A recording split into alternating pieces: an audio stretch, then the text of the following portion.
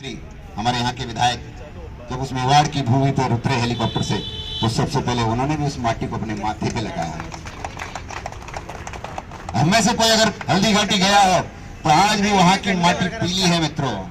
आसपास की अलग रंग की मिलेगी लेकिन उस भूमि की माटी आज भी पीली है। उस भूमि पर खड़े हो गए आप तो अपने आप को गौरवान्वित महसूस करोगे। अगर आप खानवा में जब जाओगे और खानवा के स्मारक पर जब खड़े होकर देखोगे तो आपको सामने वो महल नजर आएगा जो मुगलों का महल था।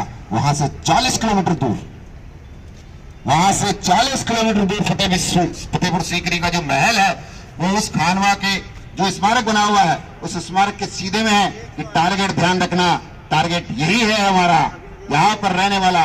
जब मैं खानवा गया तो कुछ लोगों ने मुझे बताया, वहां के ग्राम पंचायत के सेक्रेटरी ने, कि वैसे यहाँ कुछ मुसलमान परिवार रहता है और उनका मानना है कि जब बाबर से युद्ध हुआ था तो सब मर गए थे, कुछ लोग बच गए थे जो इधर उधर छुप गए थे। तो जो छुप गए थे बच गए थे ये उन्हीं की औलादे हैं जो यहाँ रह रही हैं।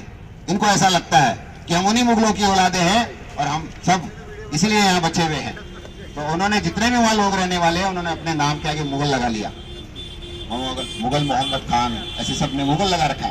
तो उन्होंने कहा कि हम वही लोग हैं जो उनकी औलादे हैं। जब हम गए तो हमें भी पता लगा कि ऐसा यहाँ घटना घटती। हमने भी उनको कहा कि हमें उस मेवाड़ की धरती से आए हैं, हम उसी राणा सांगा की औलादे हैं जिन्हें तुम्हारे पुरखों की गर्दन काटी थी, इसलिए अपने नाम के आगे से मुगल हटा दो। हमारे पुरखों ने गलती कर दी, तुम्हारे पुरखों को 2 गज जमीन दे दी थी, लेकिन हम 2 गज जमीन भी नहीं देंगे तुम्हें काटने के लिए। वहां से आसपास के 40 गांव जो राजपूतों के गांव है उस खानवा मैदान के आसपास, वहां के 40 गांव के लोग उस कार्यक्रम में थे। उन्होंने तलवारें उठाकर दिखाई कि अगर किसी भी मुसलमान ने अपने आगे मुगल लगाया तभी तलवारों से तुम्हारी गर्दन काट दी जाएगी। अगर यहाँ रहना है तो शरीफाई से रहिए, शांति से रहिए और इस देश के बन के रहिए जब तक इस देश में रहना होगा मित्रों। क्योंकि ये सब सोची समझी चाल है, क्योंकि भारत में संघर्ष अभी तो आज से नहीं वर्षों से चलता आ रहा है। और तो क्रिकेट में नहीं हरा पाए ये लोग, हमें इतने सारे युद्ध हमने लड़ लिए उसमें नहीं हरा पाए ये लोग। तो उन्होंने कहा इस देश को तोड़ना कैसे, इस देश को जाति के माध्यम से तोड़ना प्रारंभ कर दिया। लेकिन आप सबके सहयोग से, आप सबकी ताकत से हिंदू समाज एक साथ बार बार खड़ा हो जाता है। उन्होंने कहा इनके मान सम्मान पर चोट करो। आपने देखा होगा कि कभी कोई गलती से कोई ऐसी बात हमें चुपती हुई कह देता है तो हमारे सम्मान को चोट पहुंच जाता है। इनके सम्मान को चोट पहुंचाओ, इसलिए बार बार हमारे सम्मान को चोट पहुंचाने की गलती करते हैं ये लोग मित्रों, लेकिन हम बार बार इनको माफी देकर छोड़ देते हैं।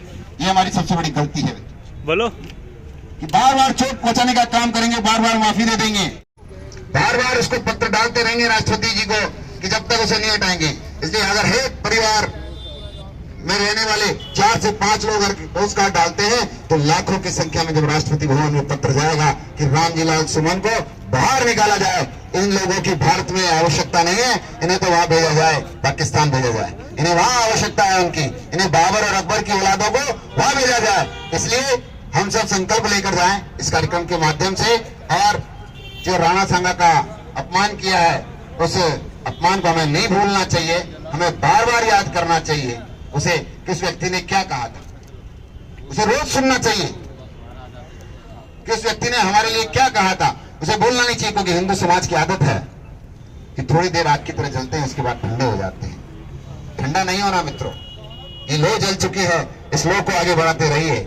हम सब अड़ोसी पड़ोसी गली मोहल्ले सबको बताएं कि ये स्थिति है। और 4 लोग 5 लोगों के परिवार के लोगों से पत्र लिखाकर घर में जाकर उस पत्र को आप सब भी डालें, यही निवेदन है। जय भारत, जय राणा सांगा की। बहुत बहुत धन्यवाद अशोक सिंह जी, बहुत ही ओजस्वी आपने भाषण